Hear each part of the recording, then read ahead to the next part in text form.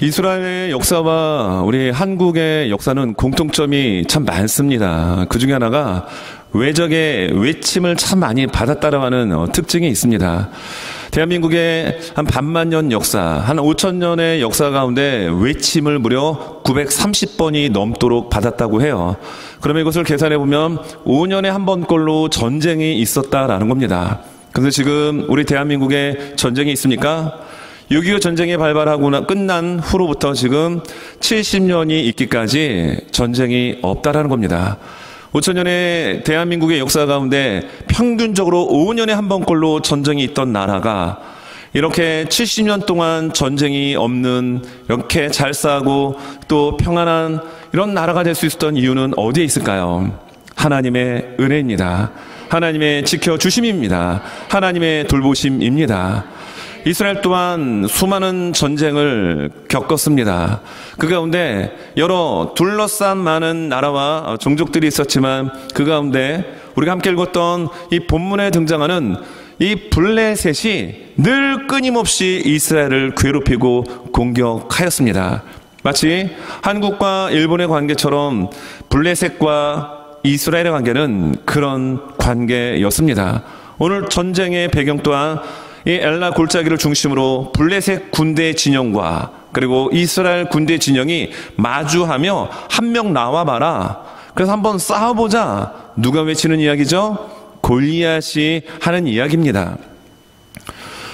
지금 우리는 뉴스를 통해서 이스라엘과 하마스의 전쟁을 실시간으로 듣고 보고 있습니다.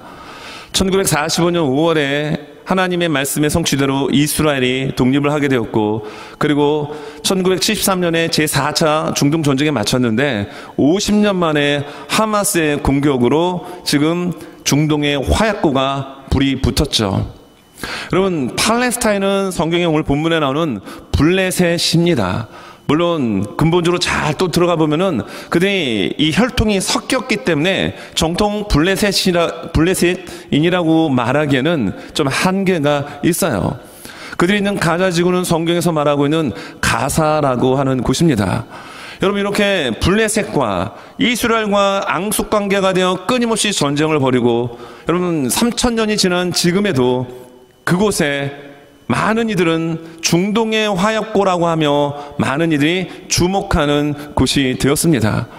대한민국이 하나님의 은혜로 이렇게 전쟁이 없는 평화를 구가하는 나라가 될 수 있는 것처럼 이스라엘에도 전쟁이 끝나고 그들이 날마다 샬롬, 평안하십니까? 라고 하는 이 샬롬의 은혜가 그 이스라엘 가운데도 전쟁이 끝나고 임할 수 있기를 간절히 소망해 봅니다. 여러분, 진정한 평화는 예수 그리스도이십니다. 저렇게 이스라엘 땅에 전쟁이 발발하고, 그리고 제5차 중동 전쟁이 아닌 그 안에서도 끊임없는, 여러분 얼마나 많은 아픔들이 있었는지요. 그러한 것들을 통해서 진정한 샬롬 되시는 예수님을 믿고 예수님께로 돌아올 수 있는 그 진정한 평강의 은혜가 이스라엘 땅에 속히 임할 수 있기를 간절히 원합니다. 여러분, 우리가 다윗과 블레셋의 대표 장수였던 골리앗과의 전쟁을 우리가 지금 성경을 통하여 읽었습니다. 유명한 이야기입니다. 그래서 도저히 상대가 되지 않는 상대와의 어떤 게임을 한다든지 어떤 일들을 할 때 보통 우리는 이렇게 이야기하죠. 다윗과 골리앗의 싸움이라고 얘기합니다. 안 됩니다. 게임 자체가 되질 않아요. 그런데 오늘 성경을 보니까 그렇게 용사 중에 용사였던 골리앗이 한 번에 쓰러지는 장면을 우리는 봅니다. 여러분 기억하시나요? 작년 5월이었죠. 우리가 여기서 한 2시간 반 거리에 있는 랭캐스터에 있는 그 극장에 가서 우리가 뮤지컬을 보았습니다. 다윗이라고 하는 뮤지컬을 우리가 함께 봤습니다. 그 장면 가운데 가장 하이라이트는 다윗이 골리앗과 싸우는 장면입니다. 그 홀로그래픽인지 모르지만 그 뒤에 골리앗이 아닌 또 다른 거인족들 4명과 함께 상대하며 그들을 물리치는 장면을 그때 함께 가서 관람하셨던 분들은 기억하실 겁니다. 지금도 제 뇌리에는 그 장면이 생생하게 기억에 남아있어요. 그래서 2년 한 반 정도 됐을 겁니다. 그때 제가 오늘 본문은 아니지만 본문 앞에 있었던 이 사무엘상 17장 38절부터 40절의 말씀을 가지고 어떤 말씀을 전했냐면, 혹시 여러분 기억하실지 모르겠어요. 다윗이 왜 물맷돌 5개를 제구안에 집어넣는가? 혹시 기억하십니까? 네, 대단하십니다. 은혜가 넘칩니다. 네, 물맷돌 5개를 왜 집어넣느냐? 오늘 본문에는 거인 골리앗밖에 없었지만 사무엘하 21장 15절부터 마지막 절까지를 보면 오히려 골리앗보다 더 괴물스러운 모습을 한 거인족 4명이 있었다라는 얘기예요. 자, 오늘 성경을 보게 되면 이스라엘 민족은 골리앗 한 사람만 보고 쩔쩔맸는데 다윗에게는 믿음이 있었습니다. 어떤 믿음입니까? 골리앗만이 아니라 그 뒤에 진을 치고 있는 거대한 거인족 4명도 모였던 거예요. 그래서 물맷돌 5개를 취한 그런 배경에 대한 이야기를 2년 반 전에 말씀을 전한 적이 있습니다. 여러분, 다윗의 무기는 무엇이었습니까? 믿음이었던 겁니다. 돌멩이가 아니에요. 막대기가 아닙니다. 다윗의 강력한 무기는 바로 믿음이었습니다. 자, 그러면 그 믿음을 오늘 본문에서는 어떻게 사용하는가입니다. 믿음이라고 하는 이 무기를 어떻게 사용하는가. 오늘 말씀을 보게 되면 첫 번째, 다윗은 이 믿음이라는 무기를 눈으로 보았다라는 겁니다. 여러분, 믿음을 통하여 보여진 그 골리앗, 눈을 통하여 보여진 나의 형편과 처지는 다르게 해석되고 다르게 보입니다. 여러분, 믿음의 눈으로 보면 문제는 어떻게 될까요? 작아집니다. 한번 따라해볼까요? 믿음의 눈으로 보면 문제는 작아집니다. 아멘입니다. 여러분, 우리 앞엔 문제가 있습니다. 항상 골리앗이 존재합니다. 그러나 그 문제를 믿음의 눈으로 바라보면 문제는 작아집니다. 문제는 사라집니다. 여러분, 골리앗의 이 신체 구조, 그가 가지고 있는 무기를 이 17장 초반부에서 쭉 설명을 하죠. 골리앗의 키가 대략 2m 70에서 90cm입니다. 그러면 3m에 가까운 거인이에요. 이 사람이 무슨 옛날 농구 선수 황기범 선수처럼 삐쩍 마른 키만 큰 사람이 아니라 그의 갑옷 무게가 무려 57kg입니다. 여러분, 57kg의 갑옷을 입고 서 있기가 어려울 거예요. 그가 가지고 있는 창끝에 붙어있는 날카로운 쇳덩어리 무게가 그 창끝에 있는 쇳덩어리 무게만 7kg이 됩니다. 여러분, 이것을 능수능란하게 움직일 수 있는 괴력을 갖고 있는 사람이 골리앗이었습니다. 사람들은 여기에 이것을 바라보고 두려워 벌벌 떨었습니다. 여러분, 오늘 성경 17장을 보게 되면 골리앗이라고 하는 이름은 딱 2번 등장합니다. 나머지는 오늘 본문에도 골리앗이라는 이름은 나오질 않아요. 대신에 어떤 표현을 하고 있죠? 블레셋 사람이라고 얘기합니다. 골리앗, 그 이름이 나오는 부분이 4절과 23절인데 이렇게 소개하죠. 블레셋 사람의 싸움 도두는 가드 사람 골리앗. 여러분, 골리앗이 어떤 사람입니까? 싸움을 도두는 사람이라는 겁니다.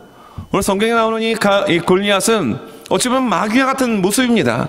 여러분, 사탄과 마귀는 우리를 항상 건듭니다.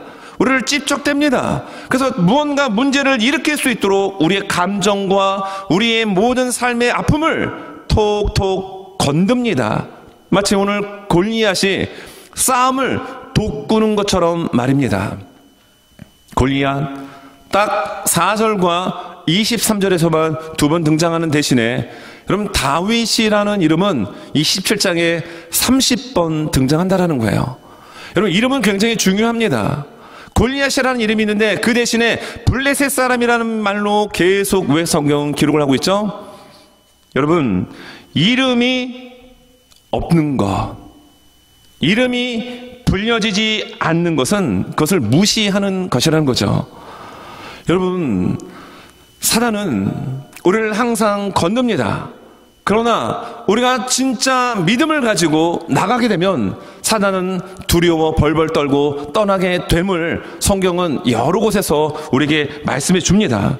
여러분, 골리앗의 모습을 왜 이렇게 무섭게 그리고 거인의 모습으로 계속 묘사를 하고 있을까요? 그러나 이름은 딱 왜 두 번밖에 나오지 않을까요? 아무리 그가 멋들어지고 힘이 있는 괴력의 모습으로 보인다 할지라도 아무것도 아니다. 아무것도 아니다라는 것을 우리에게 가르쳐 줍니다. 하지만 초라해 보입니다. 겉으로 볼 때는 아무것도 없어 보여요. 그러나 하나님을 믿고 의지하면 그 인생은 대단한 인생이 될 수 있도록 하나님이 책임져 주십니다. 여러분, 골리앗을 보십시오. 이러한 골리앗이 성경에만 등장하는 것이 아닙니다. 저의 삶 가운데도, 여러분의 삶 가운데도 이러한 골리앗은 우리의 삶 앞에 가로막고 항상 우리를 건드려오고 있다는 거예요. 하나님의 말씀을 오늘 보게 되면 여러분 24절 말씀에 이러한 골리앗을 바라보며 이스라엘 백성들은 어떤 반응을 보일까요? 자, 24절 말씀에 이렇게 기록되어 있습니다. 이스라엘 모든 사람이 그 사람을 보고 심히 두려워하여 그 앞에서 도망하며. 지금 골리앗을 보고 이들이 어떤 반응을 보여죠? 심히 두려워하고 그 앞에서 도망하였습니다. 그리고 11절의 말씀을 보게 되면 이렇게 나오는데요. 그의 모습, 그가 갑옷의 무게가 얼마고 창 끝의 무게는 얼마고, 그리고 골리앗이 한 명 나와봐라, 나하고 한번 붙어보자 라고 막 소리를 지르며 이스라엘 군대를 모욕까지 합니다. 하나님의 이름을 모독하고 모욕한 거죠. 자, 이때 11절 말씀을 보니까 이렇게 나옵니다. 사울과 온 이스라엘이 블레셋 사람의 이 말을 듣고 놀라 크게 두려워하니라.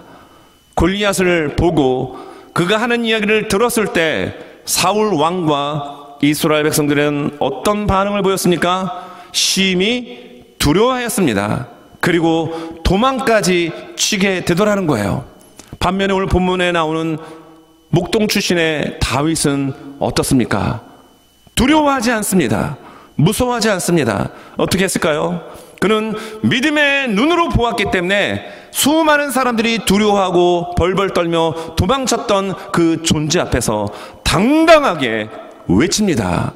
여러분, 45절부터 46절의 말씀에 이렇게 말씀하고 있죠. 다윗이 블레셋 사람에게 이르되 너는 칼과 창과 단창으로 내게 나오거니와 나는 만군의 여호와 이름 곧 내가 모욕하는 이스라엘 군대의 하나님의 이름으로 내게 나아가노라. 오늘 여호와께서 너를 내 손에 넘기시리니 내가 너를 쳐서 네 목을 베고 블레셋 군대의 시체를 오늘 공중의 새와 땅의 들짐승에게 주어 온 땅으로 이스라엘의 하나님이 계신 줄을 알게 하겠고.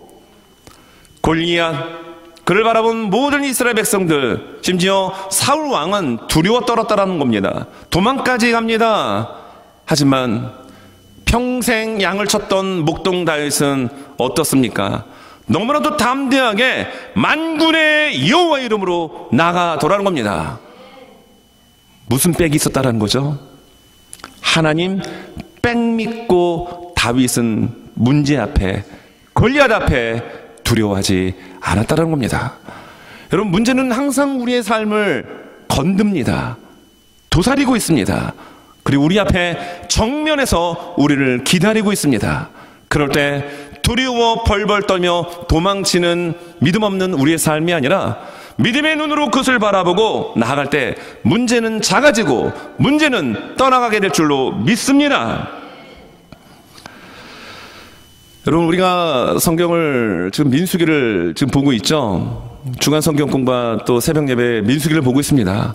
민수기 13장, 14장에 보니까 각 지파 중에 한 명씩 대표를 뽑아서 12명의 정탐꾼을 가나안 땅에 보내게 됩니다. 그 땅은 적과 꿀이 흐르는 땅이었습니다. 그들이 증거물로 포도송이를 가지고 왔어요. 석류와 무화과를 가지고 왔습니다. 아, 그 땅은 이렇게 적과 꿀이 흐르는 놀라운 땅입니다라고 말하지 않아도 그들이 가지고 온 포도송이와 석류와 무화과를 보니 정말 그 땅은 대단한 비옥한 땅임을 이스라엘 백성들은 단번에 알아챌 수 있었습니다. 그러나 10명의 정탐꾼들의 이야기가 이상합니다. 여러분, 그 땅은 하나님이 말씀하신 것처럼 적과 꿀이 흐르는 땅이 맞습니다. 그러나 그 땅에는 키가 큰 거인족 아낙 족속이 있는데 그들과 우리를 비교해보면 우리는 메뚜기와 같습니다라고 보고하는 장면이 나와요. 여러분, 아낙 자손이 아무리 크다 하더라도 이스라엘 민족이 메뚜기와 같았을까요? 왜 이러한 보고를 할 수밖에 없었을까요? 그들에게는 믿음의 눈이 없었다라는 거예요. 그 땅이 정말 좋은 땅인지를 분석하고 판단할 수 있는 눈은 있었지만 그 땅 가운데 있는 아낙 족속도 하나님이 진멸시키고 그 땅을 주실 것이라고 하는 믿음이 이들에겐 없었던 겁니다. 그러나 갈렙과 여호수아는 어떻습니까? 아니다. 그 땅은 하나님께서 우리에게 주셨기 때문에 저들은 개역 버전에 보면 우리의 밥이다라고 여러분 외칩니다. 저들은 우리의 먹이라고 이야기를 하고 있다라는 거예요. 똑같은 땅입니다. 그러나 이렇게 왜 상반된 보고가 있을 수밖에 없을까요? 믿음이 있느냐, 아니면 그 믿음의 무기를 가지고 믿음의 눈으로 볼 수 있느냐, 이 부분이 정말 중요하다는 겁니다. 오늘 골리앗 앞에서 이 목동 다윗은 정말 골리앗이 보기에도 애송이었습니다. 그럼 성경에 보면 이런 표현이 나오죠. 42절에 자, 그 블레셋 사람이 둘러보다가 다윗을 보고 업신여기니 이는 그가 젊고 붉고 용모가 아름다움이라. 이 얘기를 왜 하죠? 애송이라는 얘기입니다. 그래서 그가 43절에 블레셋 사람이 다윗에게 이르되 네가 나를 개로 여기고 막대기를 가지고 내게 나왔느냐라고 이야기를 한 겁니다. 아니, 전쟁을 벌이게 되면 이때는 전면전이 아니라 전체 부대가 정면으로 충돌하는 전쟁 형식이 아닌 각 나라에서 대표씩 한 명 나와가지고 싸우는 겁니다. 그리고 그것으로 전쟁의 승패를 결정하는 거예요. 그러면 골리앗의 좀 버금가는 비슷한 장수가 여러분 나와야 되지 않겠습니까? 근데 꼬맹이가 나온 거예요. 15세에서 17세, 그것도 보니까 칼 한 번 잡아보지 않고 오늘 성경에 도시락 지금 신부로 왔던 사람입니다. 이런 꼬맹이가 나왔으니 골리앗 입장에서도 기가 찼을 겁니다. 그리고 그가 무슨 얘기를 하죠? 43절의 후반부에 이렇게 이야기하고 난 다음에 그의 신들의 이름으로 다윗을 저주하고, 누구의 이름으로 다윗을 저주했습니까? 그의 신들의 이름. 여러분, 블레셋의 대표신은 다곤이라는 신입니다. 다곤이라는 신인데요, 여러분, 우리가 사무엘상을 쭉 읽다 보면은 사무엘상 4장에 아벡 전투가 나오잖아요.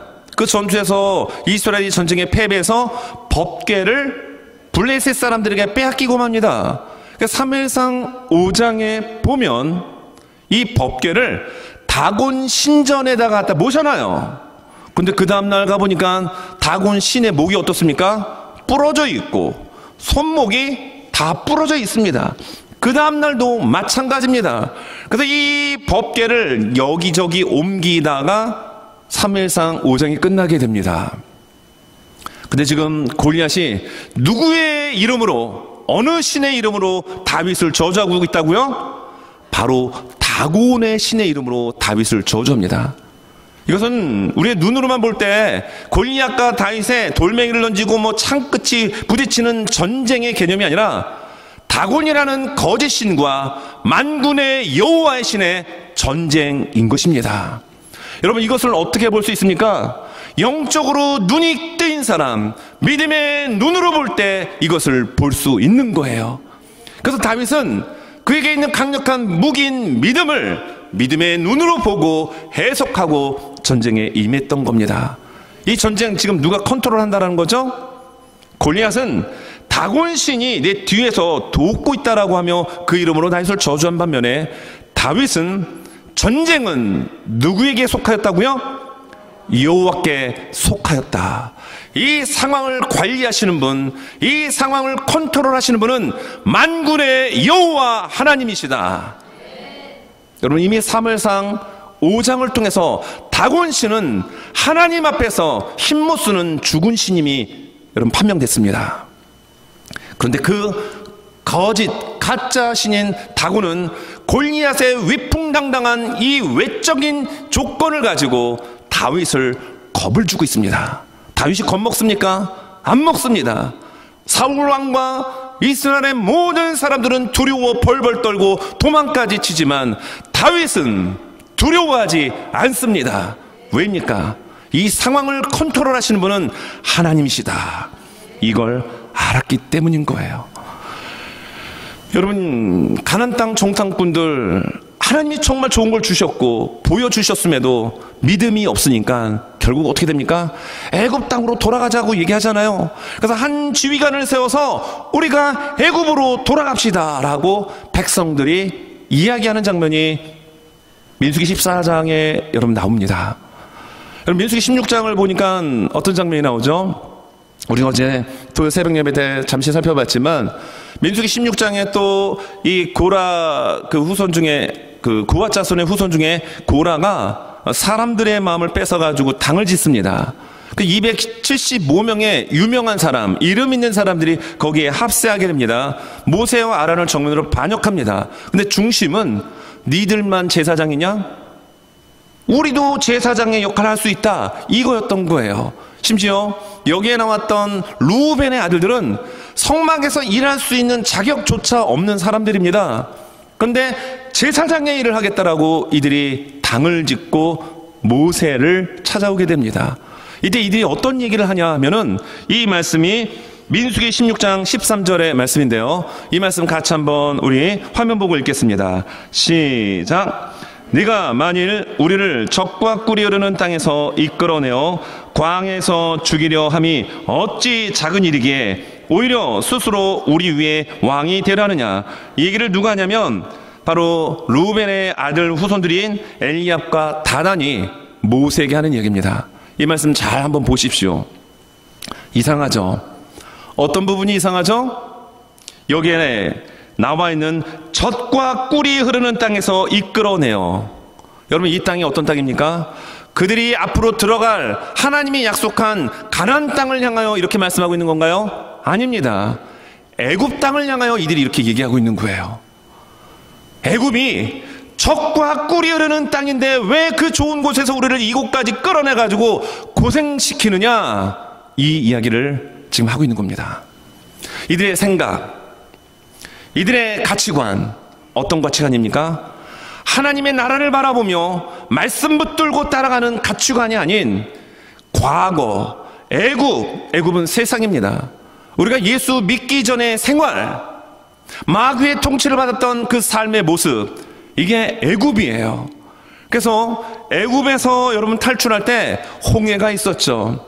그 홍해를 누가 가르쳤습니까? 하나님이 가르쳤습니다. 이스라엘 백성들이 한 건 아무것도 없습니다. 하나님께서 말씀하셨습니다. 너희는 오늘날 가만히 서서 너희를 향하여 행하시는 구원을 보라.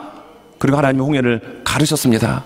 이 말씀은 여러분 훗날 바울을 통해서 고린도전서 10장인가요? 홍해를 건넌 사건을 세례를 받은 사건으로 여러분 기록을 해주고 있어요. 여러분, 세례를 받기 전에 우리는 마귀의 종로로 했던 사람입니다. 죽음의 삶을 살았던 존재였습니다. 그러나 예수 믿고 예수님을 영접하고 내가 이제는 하나님의 자녀로 살겠습니다라고 신앙 고백을 한 것이 세례입니다. 그러므로 하나님은 홍해를 어떻게 하셨습니까? 건너오는 바로의 군대를 거기서 수장시켜버린 거예요.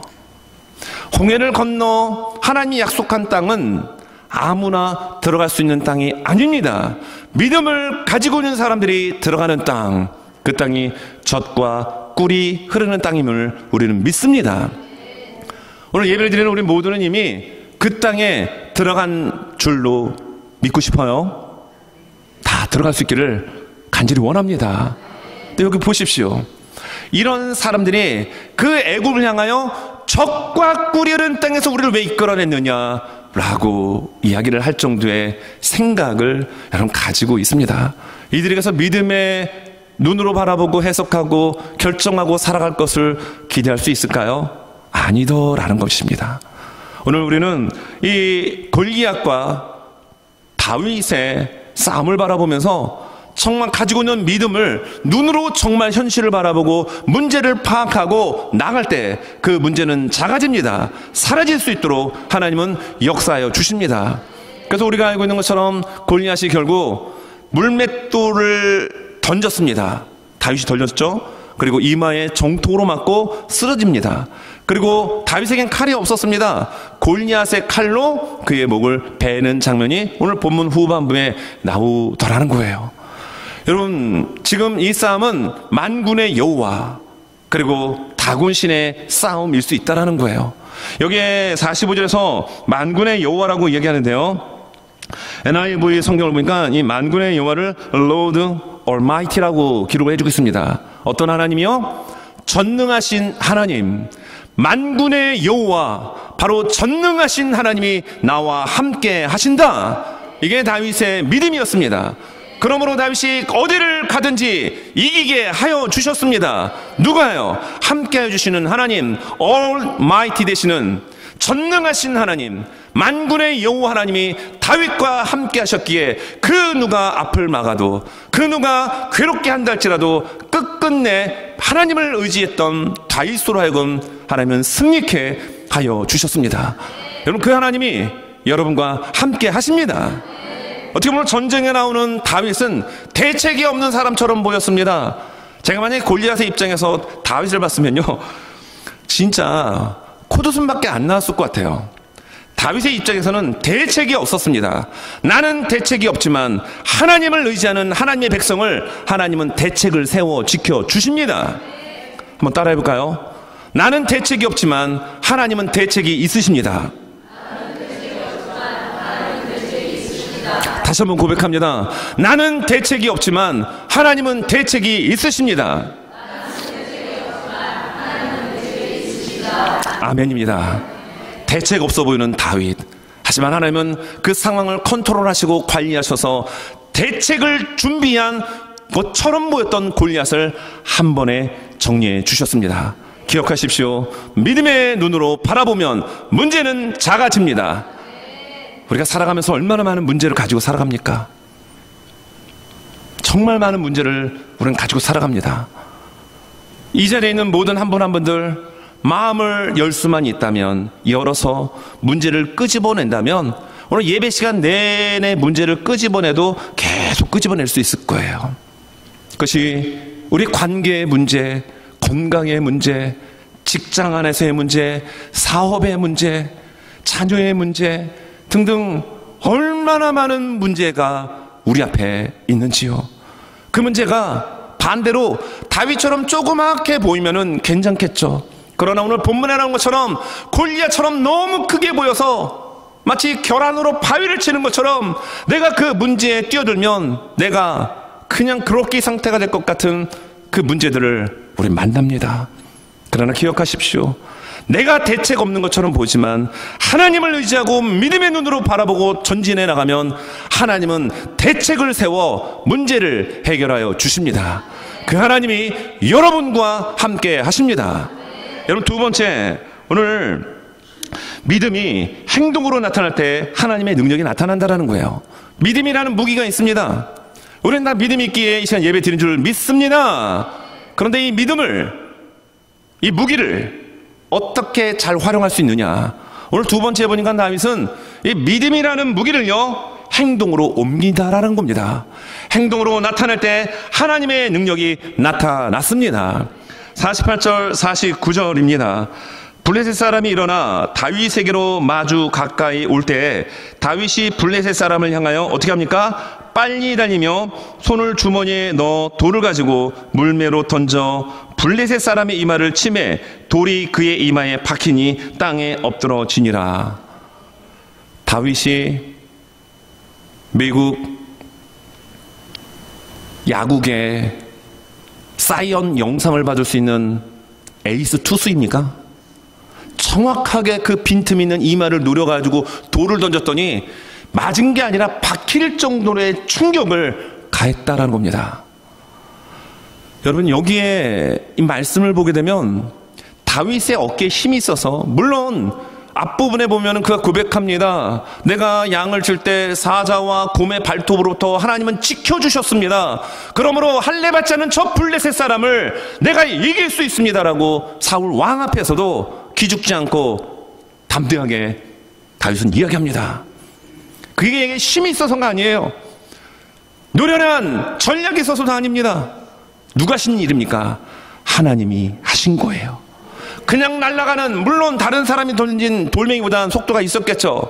평상시에 했던 일이니까. 그러나 그 속도로는 제대로 맞힐 수도 없거니와 이마에 박힐 수 없습니다. 하나님이 하신 일입니다. 근데 왜 하셨습니까? 다윗이 믿음으로 행동했기 때문입니다. 달려갑니다. 그냥 달려갔다라고 이야기하지 않고 빨리 달려갔다라는 거예요. 저는 하나님이 위에서 이 장면을 바라보면 하나님의 손에서 땀이 날 것 같아요. 하나님은 전능하시니까 그러시진 않지만 제가 그렇게 표현하는 겁니다. 왜 땀이 날까요? 생각해 보세요. 아니 그 애송이가 이 3m에 가까운 그냥 뭐 가본만 57kg인데 그냥 부딪히기만 해도 다윗은 그냥 나가 떨어지는데 그 꼬맹이가 겁없이 달려오는 게 아니라 전속력으로 달려온다라는 겁니다. 와, 이 장면을 하나님께서 바라보실 때 어땠을까요? 그것으로 끝나지 않고요. 49절의 말씀에 나오는 것처럼 손을 주머니에 넣어가지고요, 돌을 가지고 물매를 어떻게 합니까? 던졌다라는 겁니다. 달려가는 동사, 던지는 동사, 행동이 있는 다윗을 통하여 골리앗은 넘어지게 됐던 겁니다. 여러분, 하나님은 우리가 정말 믿음으로 이 땅을 살아가기를 간절히 원하십니다. 누구에게나 문제는 있습니다. 그러나 그 문제를 어떻게 바라보느냐, 믿음의 눈으로 바라보고, 둘째, 그 믿음의 무기를 꺼내서 믿는다면 행동으로 옮기라, 이걸 우리에게 말씀합니다. 여러분들에게 믿음이 있는 줄 압니다. 그럼 그 믿음을 여러분 고이고이 싸서 묻어두지 마시고 믿음을 작동시키십시오. 믿음을 한번 실천에 옮겨볼 수 있는 저와 우리 모두가 되실 수 있기를 간절히 원합니다. 여러분, 전과의 보도 같은 말씀 있죠. 야고보서 2장 22절 말씀입니다. 이 말씀 같이 한번 우리 힘차게 읽습니다. 시작. 내가 보거니와 믿음이 그의 행함과 함께 일하고 행함으로 믿음이 온전하게 되었느니라. 아멘. 믿음이 그의 행함과 일합니다. 믿음이 있습니까? 그럼 행동합니다. 믿음이 있습니까? 그러면 움직입니다. 믿음이 있습니까? 달려갑니다. 믿음이 있습니까? 그냥 달려가는 게 아니라 전속력으로 달려갑니다. 왜입니까? 하나님이 이 일을 행하시기 때문이라는 거예요. 이 시대는 정말 믿음을 찾아보기 힘든 그런 사회 시스템 구조로 점점 변해가고 있는 것 같아요. 그래서 주님이 말씀하신 것처럼 인자가 올 때 믿음을 보겠느냐, 정말 그렇게 될 것입니다. 그러나 오늘 일상을 살아가는 우리 모든 한 사람 한 사람, 우리 삶 속에 문제를 만날 때 이 믿음을 꺼내서 작동하고 행동으로 옮기고, 두려운 골리앗이 내 앞에 있지만 하나님 백 믿고 전속력으로 질주해 나가는, 돌진할 수 있는 저와 우리 모두가 될 수 있기를 바랍니다. 여러분, 26절입니다. 야고보서 2장 26절의 말씀인데요, 이 말씀도 같이 한번 읽습니다. 시작. 영혼 없는 몸이 죽은 것 같이 행함이 없는 믿음은 죽은 것이니라. 우리의 믿음이 팔딱팔딱 뛰는 물고기처럼 살아 움직이는 역동성이 있는 믿음의 소유자가 될 수 있기를 예수님의 이름으로 축원합니다. 말씀을 정리합니다. 믿음의 눈으로 보면 문제는 작아집니다. 그리고 우리에게 있는 이 믿음은 꺼내어서 사용할 때 그 힘이 나옵니다. 우리가 믿음을 가지고 행동을 옮길 때 하나님은 능력을 행사하시기 때문이에요. 여러분, 다윗이 믿는 하나님은 어떤 하나님이셨습니까? 주무시는 하나님이 아니에요.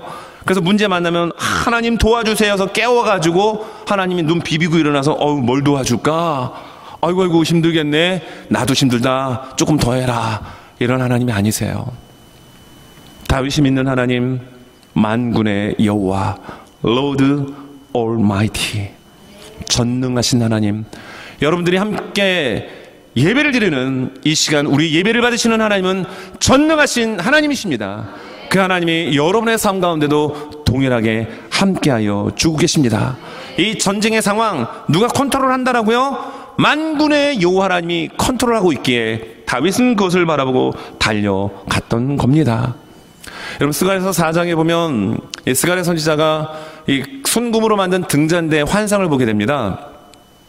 이때 천사가 스가랴 선지자에게 이런 얘기를 해요. 이것이 스가랴서 4장 6절 7절 말씀인데요. 앞에 화면 보면 같이 한번 읽겠습니다. 시작. 그가 내게 대답하여 이르되 여호와께서 스룹바벨에게 하신 말씀이 이러하니라. 만군의 여호와께서 말씀하시되 이는 힘으로 되지 아니하며 능력으로 되지 아니하고 오직 나의 영으로 되느니라.